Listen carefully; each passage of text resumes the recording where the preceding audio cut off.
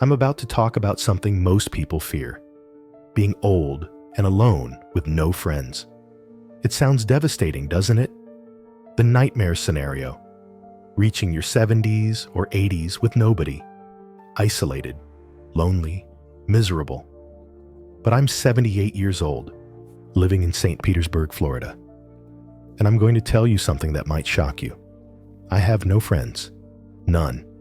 And I'm genuinely happy. Not pretending, not coping. Actually, deeply, contentedly happy.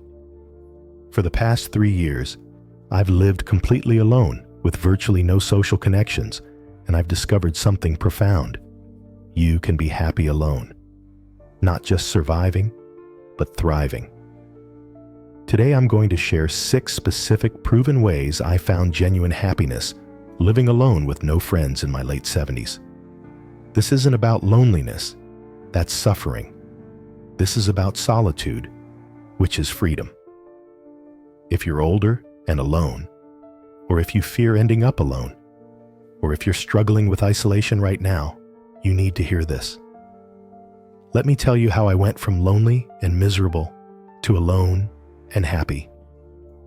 My name is Helen Cartwright. I'm 78 years old, and I live in St. Petersburg, Florida, specifically in a small one-bedroom apartment near downtown on 4th Street North. I've lived here for 3 years. Before that, I lived in Michigan my entire life. I was married for 42 years to my husband Richard, a dentist. We had 3 children, 2 daughters and a son. Richard and I had a full life.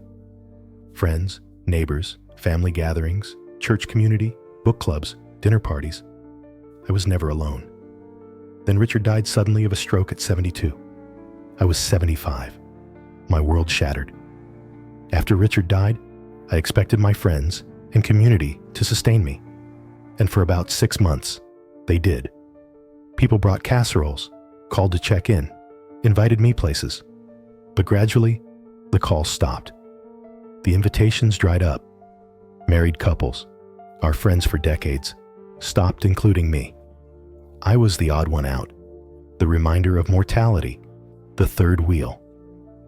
My book club friends drifted away. Church people were polite but distant.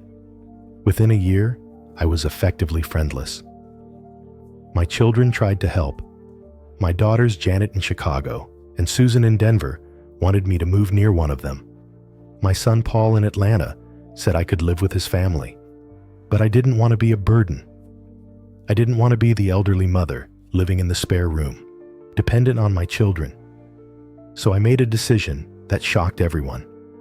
I moved to Florida, alone, to a place where I knew nobody. I chose St. Petersburg because I'd vacationed there once and loved it. I found a small, affordable apartment, packed my essentials, and moved 200 miles away from everything and everyone I knew. The first year was hell. I was lonely, isolated, miserable. I'd wake up with nobody to talk to. I'd eat meals alone. I'd go days without speaking to anyone except cashiers at Publix. I tried to make friends. I went to senior center activities at the St. Petersburg Recreation Center. I joined a book club at the public library. I attended events at Boyd Hill Nature Preserve.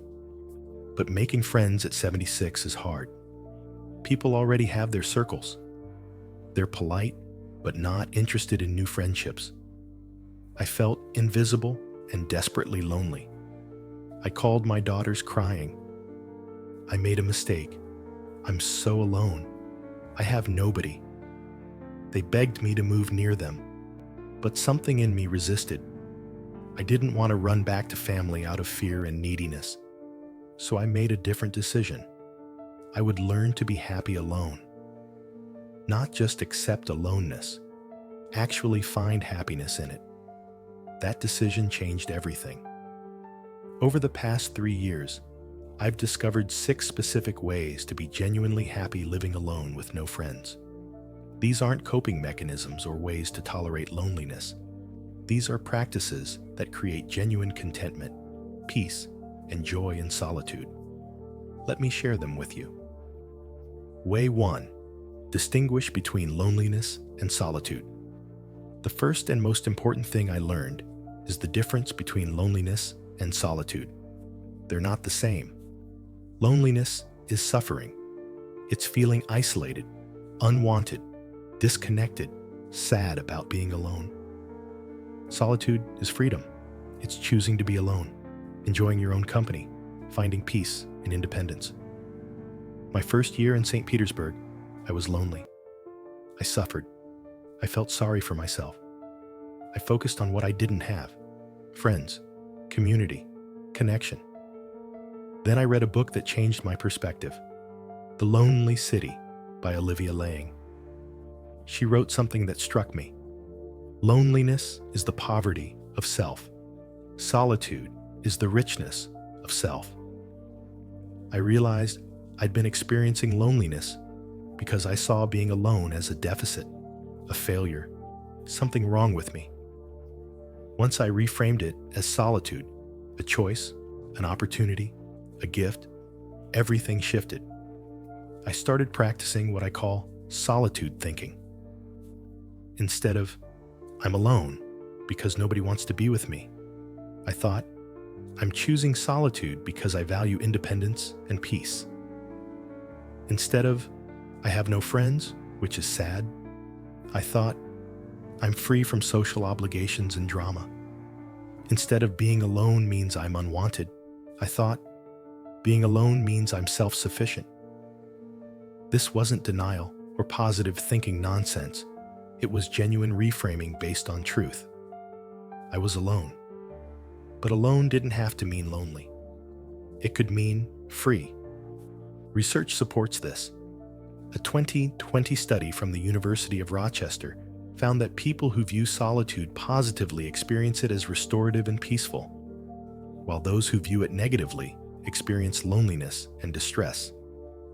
It's not the situation, it's the interpretation. I chose to interpret my aloneness as solitude, and that choice changed everything. Now when I wake up alone in my apartment, I don't feel sad, I feel peaceful. I think, I have a whole day to myself. I can do exactly what I want. Nobody needs me. Nobody is demanding my time or energy. This is freedom. That shift from loneliness to solitude was the foundation of everything else. Way 2. Create structure and ritual. The second way I found happiness alone was creating structure and daily rituals. When you live alone with no social obligations, days can feel empty and endless. You can drift, lose purpose, sink into depression. Structure prevents that. I created a daily routine that gives my life shape, meaning, and pleasure. My day starts at 6:30 a.m. I make coffee. Good coffee, not instant. I grind fresh beans from Kahwa coffee roasters on Beach Drive. This is a ritual I look forward to. I sit on my small balcony with my coffee and watch the sunrise. St. Petersburg has beautiful sunrises. This 30-minute morning ritual sets a positive tone for the day. Then I walk. Every single day, rain or shine, I walk 3 miles. I have several routes, sometimes along the waterfront at North Shore Park, sometimes through the historic Old Northeast neighborhood with its beautiful 1920s bungalows, sometimes to Vinoy Park. Walking is my anchor. It gives me purpose, keeps me healthy, and connects me to my surroundings. I see the same people, other walkers, dog owners, homeless people who camp near the library. I don't know them, but they're familiar faces. That low-level human contact matters. After my walk, I come home, shower, and have breakfast while reading. I read the Tampa Bay Times front to back every morning. Then I spend the rest of the morning on my chosen activity for the day. I'll explain more about this in the next section, but the point is structure. Lunch at noon. Afternoon activity, usually errands, library, or a project. Dinner at 6 p.m. Evening reading or watching PBS on my small TV. Bed by 10 p.m. This structure might sound boring, but it's life-giving. I know what to expect each day. I have rituals to look forward to. My morning coffee, my walk, my evening reading. Research from Duke University shows that daily rituals and routines significantly improve well-being in older adults living alone, reducing depression and increasing life satisfaction. Without this structure, I'd drift. Days would blur together. I'd lose purpose. The structure gives me a framework for happiness. Way 3. Pursue deep solo interests. The third way I found happiness was pursuing deep interests that don't require other people. This was huge. When you have friends and social life, your time is filled with social activities, lunches, events, conversations. When you're alone, you have vast amounts of time. You can either see that as empty time to fill or as freedom to pursue things you never had time for. I chose the latter. I identified 3 interests I've always wanted to pursue deeply, but never had time for: painting, birding, and local history. I committed to going deep into each one. For painting, I bought supplies at Blick Art Materials on Central Avenue: watercolors, brushes, paper. I started with YouTube tutorials, then bought books on watercolor technique. I paint several times a week. I'm not good, but I'm improving, and I love it. There's something meditative about painting alone in my apartment, losing myself in colors and shapes for hours. For birding, I bought binoculars and a field guide to Florida birds. I go to Boyd Hill Nature Preserve, Weeden Island Preserve, and Fort DeSoto Park to watch birds. I've seen roseate spoonbills, painted buntings, wood storks, osprey, herons. I keep a life list of species. This might sound silly, but it's become a passion. I spend hours watching birds, learning their behaviors, photographing them with my phone. For local history, I've become an expert on St. Petersburg's history. I've read every book about the city's founding, the railroad, the green benches era, the segregation history. I walk historic neighborhoods and identify architectural styles. I visit the St. Petersburg Museum of History regularly. This has given me a deep connection to the place I live. These interests give my life meaning and purpose. I wake up excited to paint, to see what birds are at the preserve, to learn more history. I don't need friends to do these things. In fact, I prefer doing them alone. Research from Stanford shows that older adults with deep solo interests report higher life satisfaction than those whose happiness depends on social activities. Way 4. Embrace micro-connections. The fourth way I found happiness was embracing what I call micro-connections. Brief, positive interactions with strangers that don't require friendship, but provide human contact. Total isolation is unhealthy, but you don't need friends to have human connection. You can get connection in small doses throughout your day. I'm intentional about this. When I go to Publix on 4th Street, I chat with the cashiers. Not just transactional. I ask how their day is. I make a joke. I'm friendly. When I walk, I smile and say hello to people. When I go to my favorite coffee shop, Bandit Coffee on Central Avenue, I chat with the barista. When I visit the library, I have pleasant exchanges with librarians.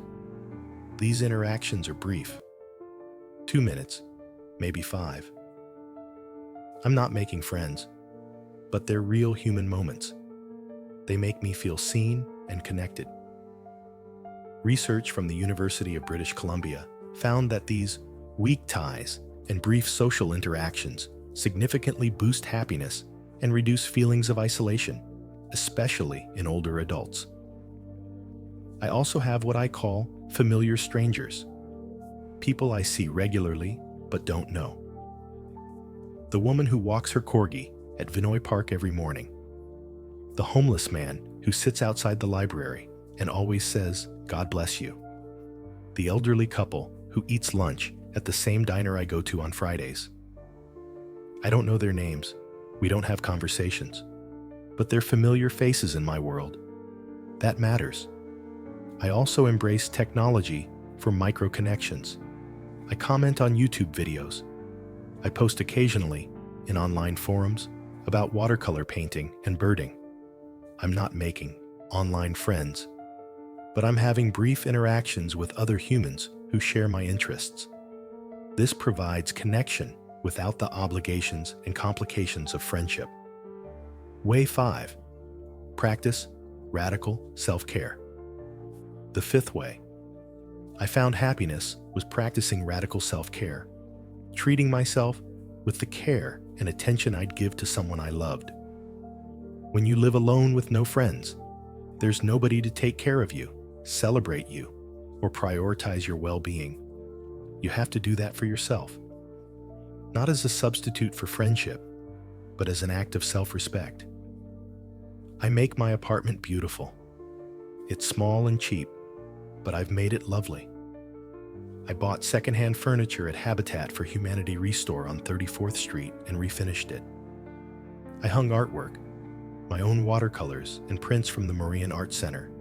I have plants, lots of them.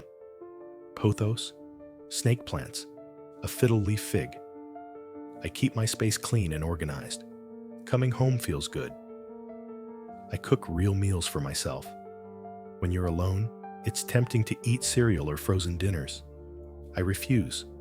I cook proper meals, even for one person.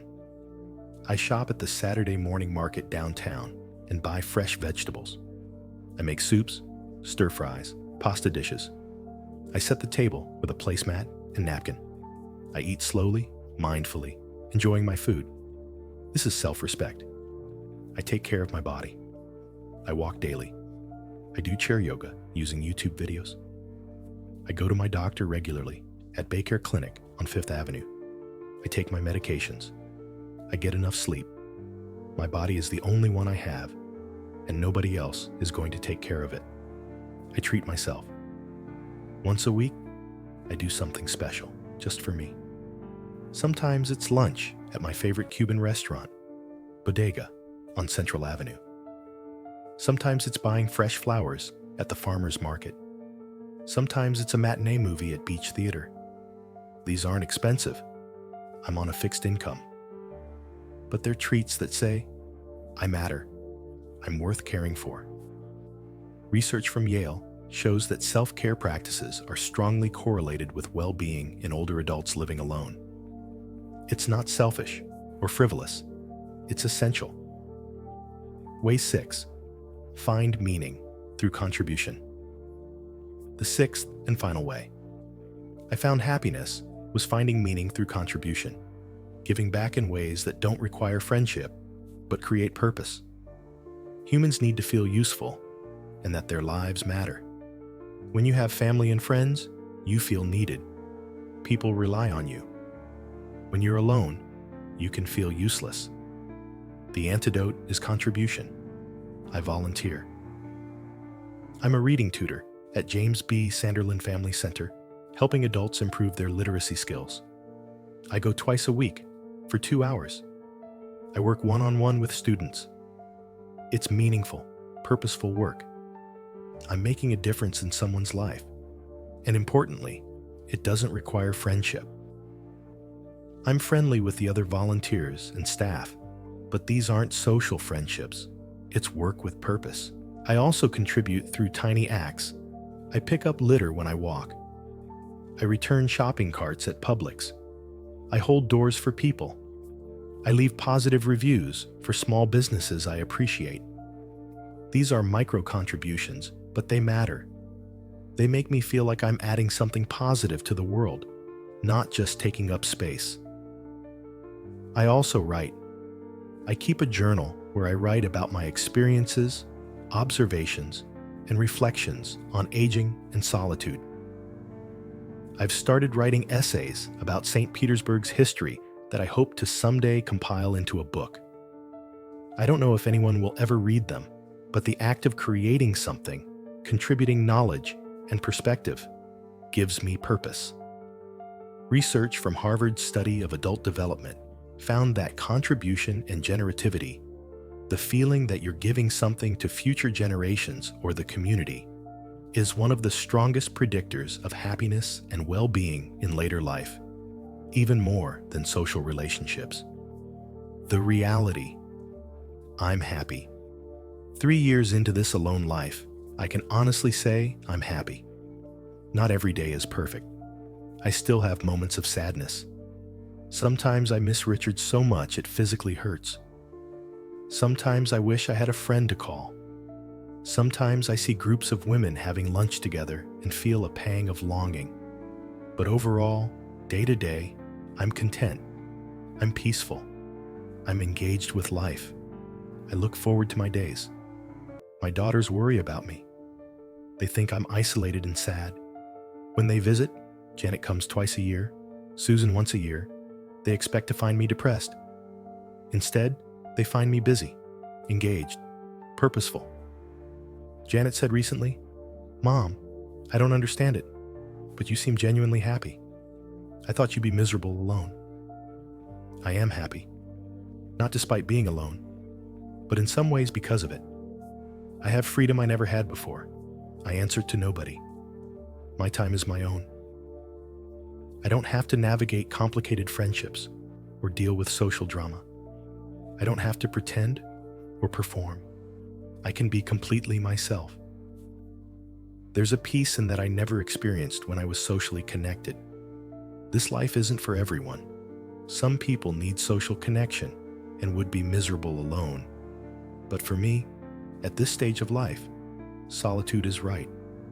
And I want other older people who are alone, by choice or circumstance, to know it's possible to be happy. You don't need friends to have a good life. You need purpose, structure, interests, self-care, connection in small doses, and contribution. Those 6 things create happiness even in complete solitude. My message to you: if you're older and alone, or if you fear ending up alone, please hear this. Being alone doesn't have to mean being lonely or miserable. You can be genuinely happy in solitude if you approach it right. It requires intention, practice, and the 6 ways I've shared. Distinguishing loneliness from solitude, creating structure and ritual, pursuing deep solo interests, embracing micro-connections, practicing radical self-care, and finding meaning through contribution. These aren't coping mechanisms. These are ways to thrive. At 78, living alone in a 1-bedroom apartment with no friends, I'm thriving. I wake up grateful. I go to bed satisfied. My life has meaning, beauty, and peace. That's not what society expects for someone in my situation, but it's my reality. If this resonates with you, please leave a comment below. Are you alone? Are you struggling with loneliness? Or have you found peace in solitude? What works for you? Share your experience. It might help someone else. And please, hit that subscribe button for more honest conversations about aging, solitude, and finding happiness in unexpected places. Remember, you don't need friends to be happy. You need purpose, peace, and the courage to embrace solitude as freedom rather than fear it as isolation. At 78, I've learned that. I hope my story helps you learn it too.